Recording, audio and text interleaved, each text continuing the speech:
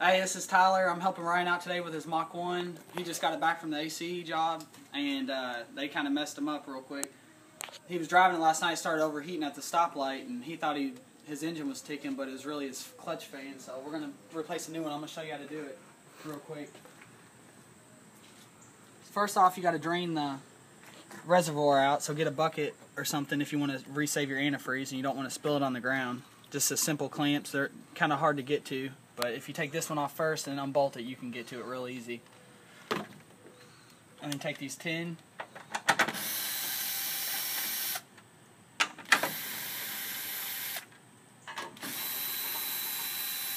Shaker makes a nice tool tray.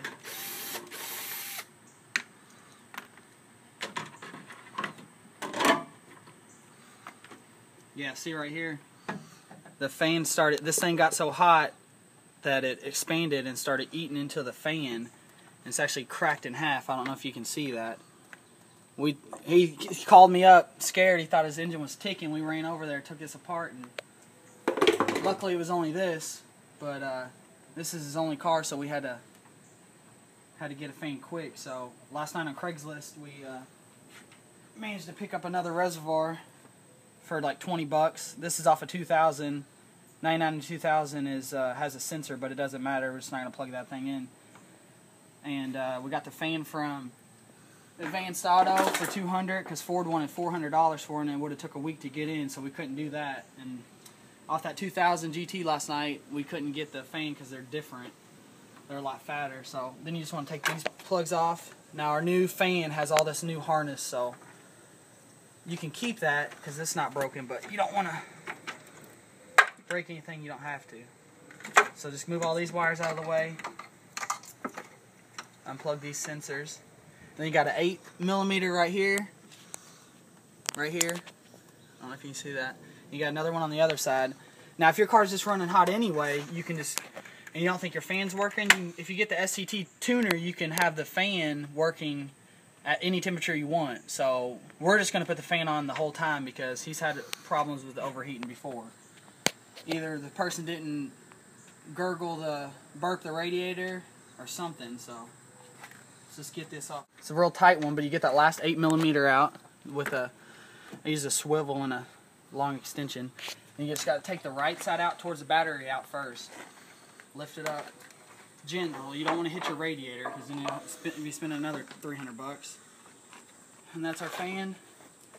You can see it's cracked in half, and that was when this thing was spinning. It was eating it up and just making a horrible sound. It's cracked over here too. Look, spin around. Yeah. Oh, it's cracked all over. Yeah, that really messed me over. It sounded like a tick. Yeah, I was like, it ain't no tick. You got lucky though. If I'd have ran any longer, it would have been. That's still, some parts are still good on that. Then we take our new one, which is we wanted a Ford one, but we can't. We might end up getting one off Craigslist and selling this one. I'll find a used one, and I'll sell this one for. So, stick your passenger side in first. This thing will run really cool with this. Okay, after you put the fan in, you want to make sure that you get it down on the little hooks that hold it in place. Right, they should be right above the 8mm on either side. I had a little mishap on one of them. But then you just plug your AC line back up.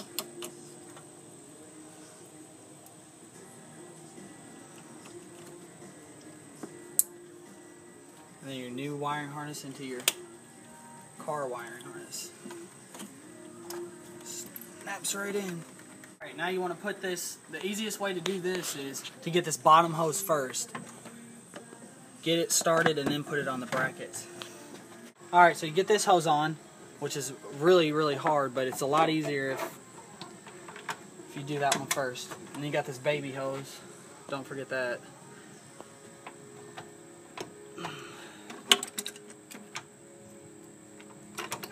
Get it all the way up there. I always try to get them back in the exact same position they were, and you always want to get the prongs right here. You want them facing up, or whichever way is the easiest to access, because if you don't, the next time you try to take it apart, it's really hard. 3. Start all these by hand, and then just tighten them up with a 10mm. You don't want them too tight, because it could crack the plastic. power drill like this makes it a lot easier. Make sure you turn that torque setting down.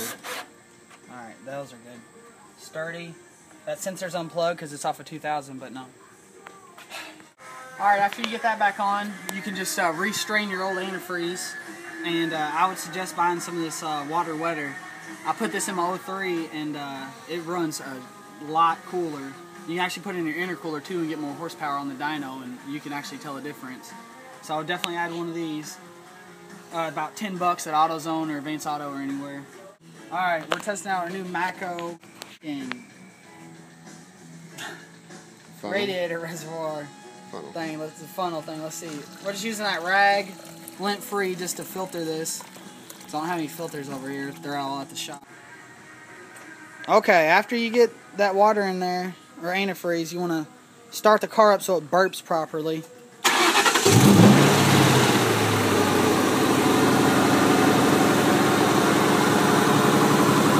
It's building pressure up right now.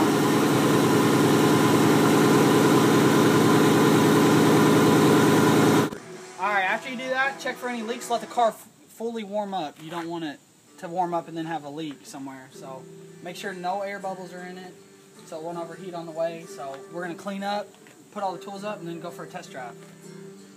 Alright, we're going to test out the mach, see if it overheats or not this time with that water wetter in and a brand new fan.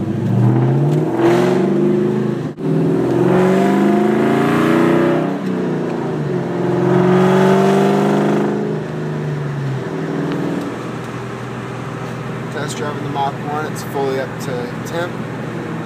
As soon as we hold the settings, it's time for some highway fun. Let's see what she does.